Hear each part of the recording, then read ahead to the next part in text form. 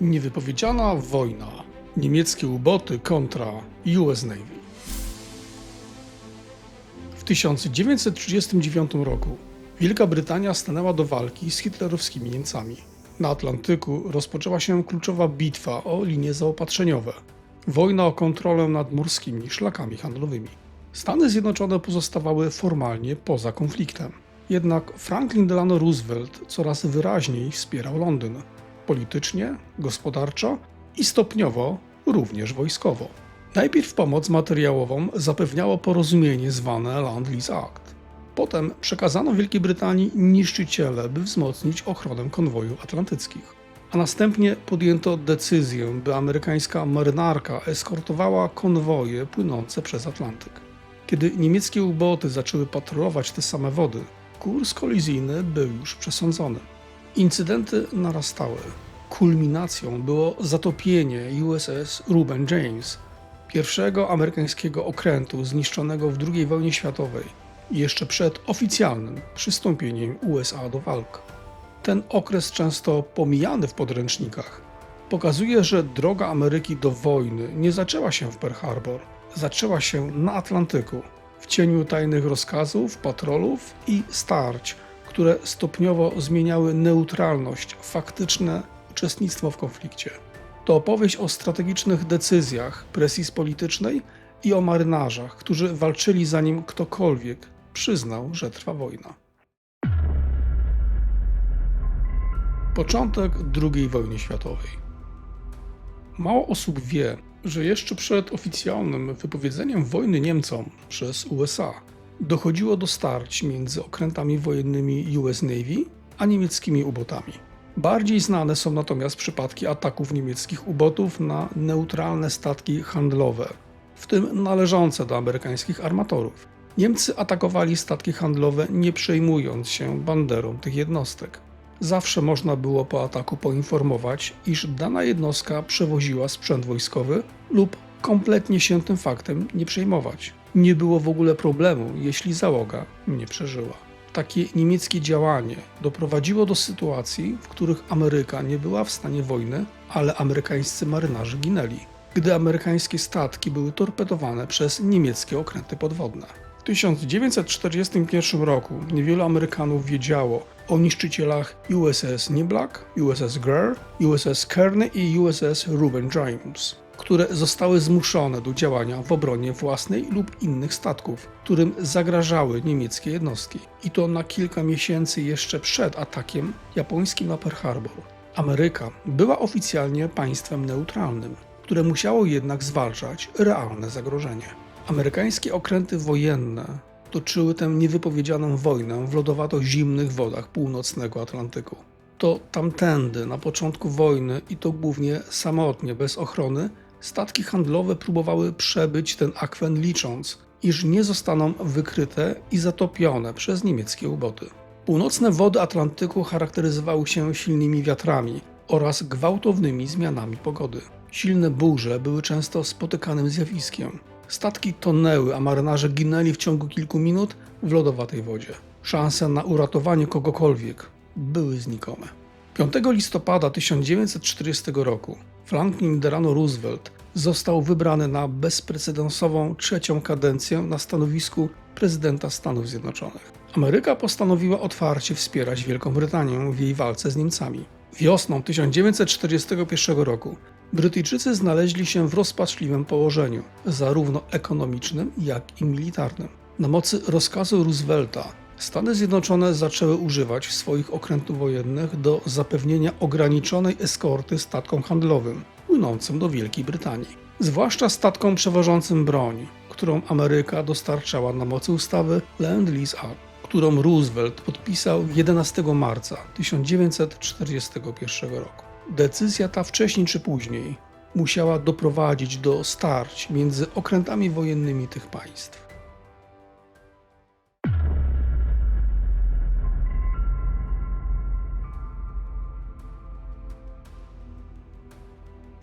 Pierwsze starcie USS Niblack w akcji.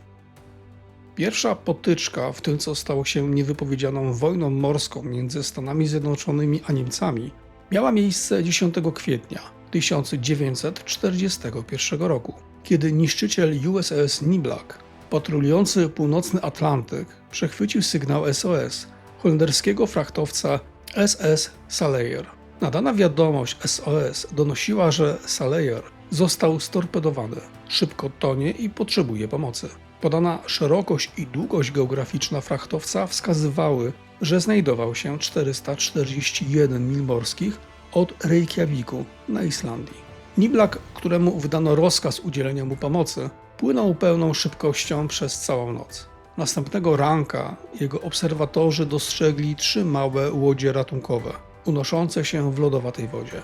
Przed próbą podjęcia rozbitków Niblack okrążył łodzie ratunkowe, jednocześnie prowadząc intensywne poszukiwania niemieckich okrętów podwodnych. Załoga Saleyera, 9 oficerów i 51 marynarzy, przeżyła i szczęśliwie została zabrana na pokład niszczyciela.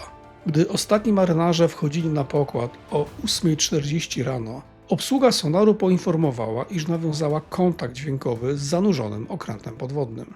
Ryan, dowódca 13 Dywizjonu Niszczycieli, w którym służył Niblack, tak opisał w swoim raporcie, co wydarzyło się później. Ten kontakt miał miejsce około 2 stopni za prawą burtą i jeśli był to okręt podwodny, szybko zbliżał się do pozycji do ataku. Mając na uwadze bezpieczeństwo okrętu, załogi i rozbitku, podjęto decyzję o natychmiastowym ataku. Zgodnie z tym okręt popłynął naprzód z pełną prędkością i zmienił kurs na przechwytujący. Kiedy oszacowano, że okręt powinien być nad okrętem podwodnym, jeśli taki był obecny, bomby głębinowe zrzucano w 10-sekundowych odstępach, a następnie okręt opuścił obszar z prędkością 28 węzłów na kursie północnym bez dalszego dochodzenia skuteczności ataku, tak aby jak najszybciej oddalić się od niebezpiecznego miejsca. Niblack przybył do Reykjaviku 12 kwietnia. Załoga Saleyera została przekazana brytyjskim władzom. Później ustalono, że prawdopodobnie sprawcą ataku był niemiecki okręt podwodny U-52. Zrzucone przez amerykańską jednostkę bomby głębinowe nie zatopiły i nie uszkodziły niemieckiego ubota. Amerykański niszczyciel Niblack był pierwszym okrętem wojennym US Navy, który użył swojej broni przeciwko Niemcom od czasów I wojny światowej. 21 maja 1941 roku nieuzbrojony i dobrze oznakowany amerykański frachtowiec Robin Moore o wyporności 5000 ton, płynący z Nowego Jorku do różnych portów afrykańskich, został zatrzymany przez niemiecki okręt podwodny U-69, około 700 mil od zachodniego wybrzeża Afryki. Na pokładzie statku znajdowała się 38-osobowa załoga i 8 pasażerów, 4 mężczyzn, 3 kobiety i 1 dziecko. Wszyscy otrzymali rozkaz opuszczenia frachtowca, który następnie został zatopiony przez U-69. Robin Moore był pierwszym amerykańskim statkiem handlowym zatopionym przez niemieckie okręty podwodne przed przystąpieniem USA do II wojny światowej. Załogę i pasażerów pozostawiono w szalupach ratunkowych na środku oceanu. Dryfowali przez 3 tygodnie, zanim zostali przypadkowo uratowani przez statki portugalskie i brazylijskie. Pozostałe zatopione statki handlowe należące do Amerykanów były zarejestrowane w Panamie i pływały pod banderą tego kraju. Kolejne incydenty sprawiały, że stosunki między obu krajami stawały się coraz bardziej napięte. 14 czerwca 1941 roku Roosevelt postanowił zamrozić fundusze OSI w Stanach Zjednoczonych, a 16 czerwca nakazał zamknięcie niemieckich konsulatów i wydalenie wszystkich niemieckich dyplomatów, określając Niemcy mianem kraju wyjętego spod prawa. Był to efekt m.in. ataku na Robin Moore. Podczas przemówienia w Kongresie USA 20 czerwca prezydent Roosevelt powiedział: Jestem zmuszony zwrócić uwagę Kongresu na bezlitosne zatopienie przez niemiecki okręt podwodny 21 maja amerykańskiego statku Robin Moore na Oceanie Atlantyckim.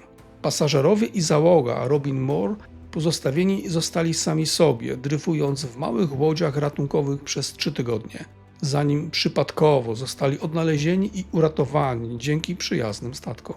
To przypadkowe ocalenie nie zmniejsza brutalności porzucenia łodzi po środku oceanu.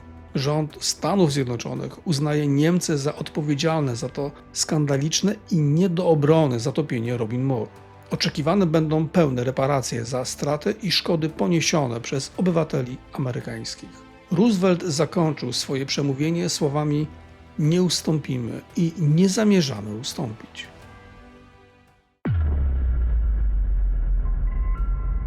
Ameryka wspiera Brytyjczyków.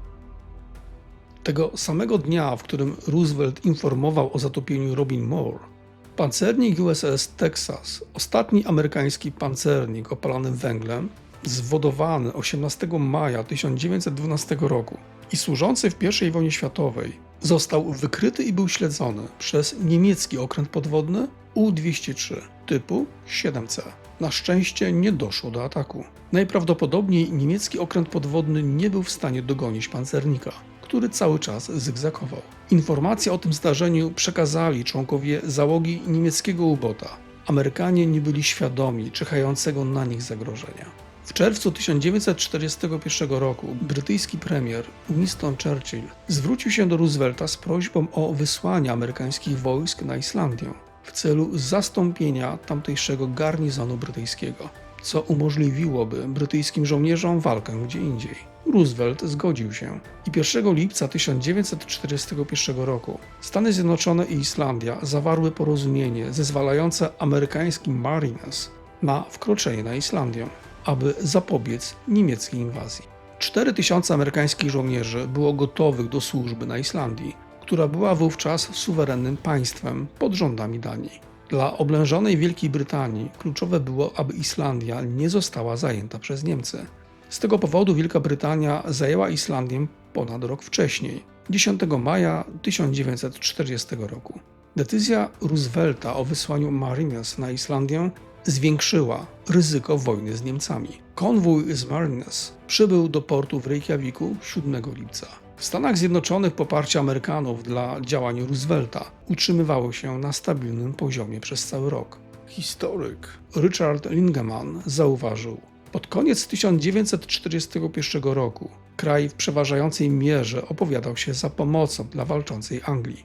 Zapytanie w sondażu Gallupa, co jest ważniejsze, aby Stany Zjednoczone nie włączyły się do wojny, czy aby Niemcy zostały pokonane, 68% zapytanych odpowiedziało, że ważniejsze jest, aby Niemcy zostały pokonane. Prezydent Stanów Zjednoczonych zdawał sobie sprawę, iż ma spore poparcie w społeczeństwie i ewentualna decyzja o wypowiedzeniu Niemcom wojny spotka się z dużym poparciem. Odnoszące spektakularne sukcesy Niemcy nie dbały o dobre relacje z USA, krajem, który był na drugim brzegu Oceanu Atlantyckiego, wierząc, iż nie stanowi on dla nich większego zagrożenia. Niemcy myślały, iż szybko rzucą na kolana ZSRR, a z Brytyjczykami uda się dogadać lub zmusi się ich do poddania.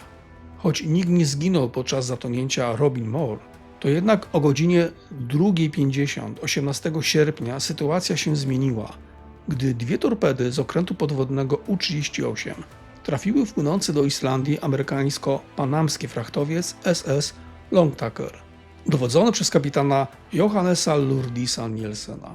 Nieeskortowany i nieuzbrojony statek zatonął w minutę po storpedowaniu. Z 27-osobowej załogi frachtowca przeżyło tylko 6 członków załogi. 3 z nich zmarło przed wyłownieniem przez przepływający USS Lansdale. 4 września 1941 roku niszczyciel USS Greer znajdował się około 175 mil na południowy zachód od Islandii, gdy brytyjski samolot patrolowy zameldował o obecności okrętu podwodnego. Później zidentyfikowano go jako U-652. Okręt podwodny był 10 mil przed nim. USS Greer nawiązał kontakt sonarowy z U-botem i podążył za nim. Brytyjski samolot zrzucił 4 bomby głębinowe, a następnie z jakiegoś powodu zawrócił. Przez ponad 3 godziny Greer śledził okręt podwodny, wielokrotnie podając jego pozycję Brytyjczykom przez radio. Ale nie nastąpił żaden brytyjski atak. Nagle U-652 zmienił kurs i zbliżył się do Greera. Cała załoga na niszczycielu była na swoich stanowiskach bojowych. Gdy obserwatorzy dostrzegli ślad torpedy, który widoczny był jako wąska biała smuga spienionej wody, powstała w wyniku pracy silnika i wyrzutu pęcherzyków powietrza. Nikt nie dostrzegł wcześniej peryskopu z U-652. Być może niemiecki ubot wystrzelił torpedę, celując tylko za pomocą uzyskanych namiarów od operatora sonaru, lub nikt wcześniej nie dostrzegł peryskopu. W ciągu minuty obserwatorzy Grera dostrzegli ślad pierwszej z 2 torped. Był on około 100 metrów za rufą. Amerykańskiej jednostce udało się wymanewrować zbliżającą się torpedę. Niszczyciel natychmiast podpłynął do miejsca, w którym obserwatorzy zauważyli ślad torpedy. Gdy Greer minął tę pozycję, niszczyciel zrzucił 8 bomb głębinowych. Wtedy oficer obsługujący sonar poinformował, że okręt podwodny najwyraźniej się oddala. 2 minuty po zrzuceniu bomb głębinowych przez Greera, druga torpeda została dostrzeżona około 500 metrów od jego prawej burty.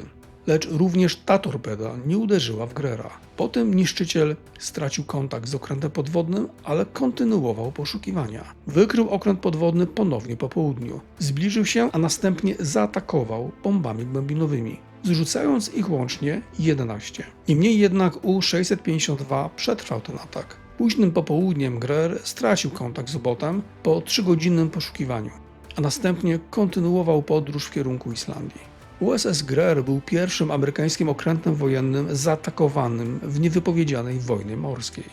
Następnego dnia, 5 września, niemiecki samolot zbombardował i zatopił amerykański statek handlowy Steel Seafarer na Morzu Czerwonym podczas jego podróży z Nowego Jorku przez kanał Suezki. Na burcie statku widniała wyraźnie namalowana flaga amerykańska. Dowódca statku handlowego, kapitan John Holiday, wiedział, że jego jednostka nie ma w tym starciu żadnych szans. Uboty. Grzechotniki Atlantyku. Podczas radiowego przemówienia Roosevelta do amerykańskiej opinii publicznej z 11 września 1941 roku, będącego jego 18. rozmową przy kominku z narodem, nazwał atak na niszczyciel Greer atakiem piractwa, po czym kontynuował. Gdy widzisz grzechotnika gotowego do ataku, nie czekasz, aż zaatakuje. Uderzasz pierwszy. Te nazistowskie okręty podwodne to grzechotniki Atlantyku. Deklaracja Roosevelta była dosadna. Nasze okręty i samoloty będą chronić wszystkie statki handlowe, nie tylko amerykańskie, ale i pod dowolną banderą, zaangażowane w handel na naszych wodach terytorialnych. Będą je chronić przed okrętami podwodnymi, będą je chronić przed najeźdźcami nawodnymi. Niemieckie ataki trwały.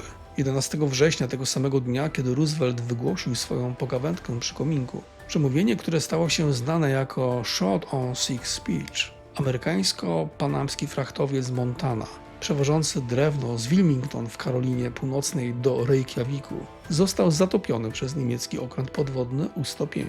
18 z 25-osobowej załogi zginęło. 17 września 5 amerykańskich niszczycieli rozpoczęło eskortowanie konwoju HX-150 z Halifaxu. Był to pierwszy raz, gdy marynarka wojenna Stanów Zjednoczonych eskortowała brytyjski konwój transatlantycki płynący na wschód. 20 września amerykańsko-panamski frachtowiec Pink Star, przewożący drobnicę z Nowego Jorku do Liverpoolu, którym dowodził kapitan John Mackenzie, został zatopiony przez U-552, którym dowodził niemiecki as, kapitan Erich Topp. 13 z 35-osobowej załogi zginęło. Wśród ocalałych znalazł się kapitan Christian Petersen. 20 września amerykańsko-panamski tankowiec White został zatopiony przez U-66, którym dowodził Richard Zapp podczas rejsu z Curacao, wyspy na południu Karaibów, do Kapsztadu w RPA. Ubot zauważył tankowiec już rano 24 września i obserwował go od tamtej pory. Zapp zwrócił się do BDU o radę po zobaczeniu panamskiej bandery i otrzymał odpowiedź, że statek może zostać zatopiony tylko poza amerykańską strefą bezpieczeństwa. Zaatakował więc White'a po opuszczeniu strefy. Niemcy usprawiedliwiali ten czyn tym, iż według nich tankowiec transportował ropę do brytyjskiego portu. W ataku zginęło 3 mężczyzn. Tankowiec był bez eskorty, nieuzbrojony i w pełni oświetlony.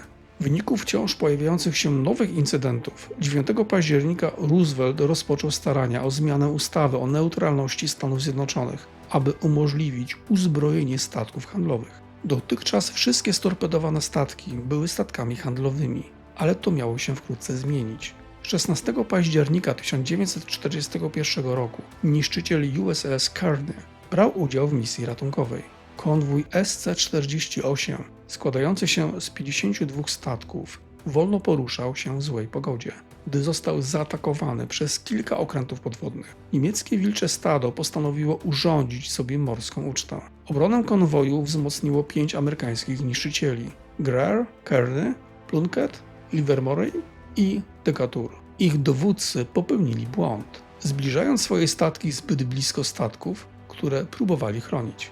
Wilcze stado, wykorzystując ten błąd, zbliżyło się do konwoju, będącego teraz w zasięgu torped, i odpaliło salwę za salwą, bez przerwy. Warunki dla niszczycieli pogorszyły się, gdy ich kapitanowie wydali rozkaz odpalenia pocisków rozświetlających i flar. Wytworzone światło oślepiało obserwatorów i znacznie ograniczyło ich widzenie w nocy, co z kolei ułatwiło U-bootom powtarzanie ataków. W powstałym zamieszaniu niszczyciel Kearny musiał zmienić gwałtownie kurs, aby uniknąć zderzenia z kanadyjską korwetą, i tym samym stał się idealnym celem dla U-568. Okręt podwodny wystrzelił salwę torped, z których jedna trafiła w niszczyciel. Chorąży Harry Lyman, ocalały z Kearny, doniósł później: U-boot wystrzelił w nas 3 torpedy. Jedna odbiła się od dziobu, druga od rufy, a trzecia trafiła nas w prawą burtę, przednią maszynownię. Lyman doniósł również o słyszeniu strasznego ryku, gdy głowica bojowa przedarła się przez pancerz Kearnego. W wyniku eksplozji zginęło 7 mężczyzn pełniących służbę w przedniej kotłowni. Siła uderzenia była potworna.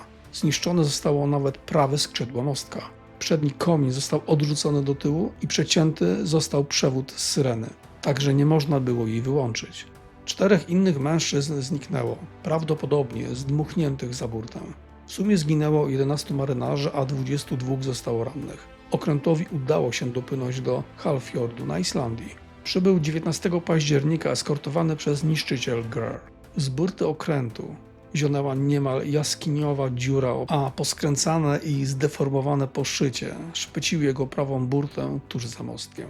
Dzięki stoczniowcom pracującym na okręcie naprawczym USS Vulcan załatano dziurę i uszkodzony niszczyciel opuścił Islandię 24 grudnia, udając się do Bostonu na stałe naprawy. Kearny był pierwszą ofiarą marynarki wojennej USA w niewypowiedzianej wojnie na Atlantyku. Nie mogą nam tego zrobić. 2 amerykańskie statki zostały zatopione podczas ataku na konwój SC-48. 16 października zatopiony został tankowiec Teagle, należący do Anglo-American Oil, a 17 października zatopiony został frachtowiec amerykańsko-panamski Bold Ventura. Teagle, przewożący 15 000 ton oleju napędowego i pływający pod brytyjską banderą, płynął z Aruby do Sydney w Nowej Szkocji, a następnie do Swansea. Został storpedowany i zatopiony przez okręt podwodny U-558. Chociaż opublikowane liczby różnią się nieznacznie, wydaje się, że na statku zginęło 41 marynarzy. 9 ocalałych zostało uratowanych przez brytyjski niszczyciel HMS Broadwater. Jednak wszyscy ci marynarze oprócz jednego zginęli, gdy Broadwater został zatopiony następnego dnia. Taka ironia losu. Zostali uratowani, by potem i tak zginąć. Bold Ventura, który wypłynął z Baltimore i płynął do Liverpoolu z ładunkiem bawełny, żelaza, stali, miedzi i drewna, również poniósł straty. 19 października zatopiono amerykański frachtowiec SS Leyte. Leyte, płynący z Bilbao w Hiszpanii do Afryki, został storpedowany przez U-126. Frachtowiec o wyporności 4983 ton był nieuzbrojony, nieeskortowany i wyraźnie oznaczony jako amerykański. Nikt nie zginął w tym ataku. Sam Hakam, radiooperator z SS Leyte, opisał, co się stało. Torpeda uderzyła bez ostrzeżenia. Nastąpiła głośna eksplozja, a po niej wzniósł się wysoki kłąb dymu i odłamków. Moją pierwszą reakcją było: to jest dokładnie tak, jak widzisz to w filmach. Nastąpiło całkowite zdumienie i niedowierzanie. Jimmy, straszak na wachcie od 4 do 8, stał na pokładzie krzycząc: nie mogą nam tego zrobić. Raz po raz. Miał powód, żeby krzyczeć. Był 19 października 1941 roku. Jeszcze nie byliśmy na wojnie. Chociaż nie doszło do wypowiedzenia wojny, Stany Zjednoczone były w stanie wojny. Tankowiec SS Salinas, płynący około 700 mil na wschód od Grenlandii, został storpedowany 30 października. Nikt nie zginął, a uszkodzony statek zdołał bezpiecznie dotrzeć do portu. Zatopienie Rubena Jamesa. 23 października 1941 roku USS Reuben James wypłynął z Argentin na Nowej Fundlandii wraz z 4 innymi niszczycielami amerykańskiej grupy eskortowej. Jego zadaniem była eskorta konwoju HX-156. Reuben James znajdował się bezpośrednio między statkiem amunicyjnym z konwoju a znaną pozycją niemieckich okrętów podwodnych. O godzinie 8:34 został trafiony torpedą z okrętu podwodnego U-552. Torpeda zapaliła amunicję w przednim magazynie. W rezultacie eksplozja rozerwała statek na 2 części. Przednia część zatonęła natychmiast, zabierając ze sobą całą załogę do lodowatej wody. Gdy rufa zatonęła, bomby głębinowe eksplodowały, zabijając rozbitków. W tym momencie dowódcą skazanego na zagładę statku został starszy oficer William Bergster. Był on jedynym ocalałym spośród 20 oficerów i starszych podoficerów na Reuben James. Niszczyciel miał na pokładzie 144 członków załogi, z których przeżyło tylko 44. Koniec niezdeklarowanej wojny. Początek wojny oficjalnej. Stany Zjednoczone konsekwentnie zbliżały się do wojny z Niemcami. Sondaż Gallupa z 5 listopada 1941 roku wykazał, że 81% Amerykanów opowiadało się za uzbrojeniem statków handlowych, a 61% za zezwoleniem tym statkom na wpłynięcie na tereny objęte działaniami wojennymi. 6 listopada niemiecki okręt blokujący Odenwald, przewożący ładunek kauczuku z Japonii, został przechwycony na Atlantyku w pobliżu równika. Został przejęty przez krążownik USS Omaha i niszczyciel USS Somers. Chociaż Rooseveltowi udało się przeforsować zmiany w ustawach o neutralności, Kongres USA pozostawał niezdecydowany.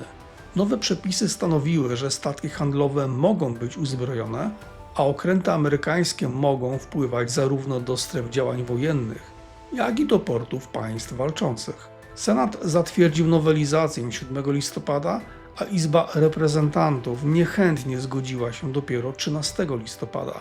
Senat zatwierdził ją stosunkiem głosów 50 do 37, a Izba Reprezentantów 212 do 194. Niemniej jednak 11 listopada 1941 roku okręt podwodny U-561 zatopił panamski frachtowiec Meridian o wyporności 5592 ton, a następnie 14 listopada panamski frachtowiec Crusader o wyporności 2939 ton. Oba statki były częścią konwoju SC-53. 2 grudnia 1941 roku niemiecki okręt podwodny U-43 wystrzelił torpedę w nieuzbrojony i nieeskortowany tankowiec SS Astral, który płynął z Aruby do Lizbony w Portugalii. Tankowiec był wyraźnie oznaczony jako amerykański, na jego burtach namalowano flagi.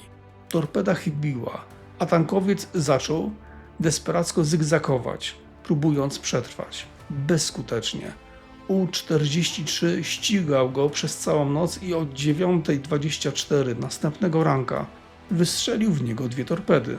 Pierwsza trafiła w rufę, a druga w śródokręcie.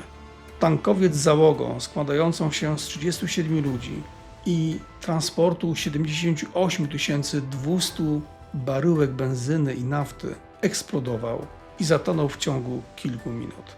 Nikt nie przeżył. Benzyna i nafta płonęły przez godzinę na wodzie po zatonięciu statku.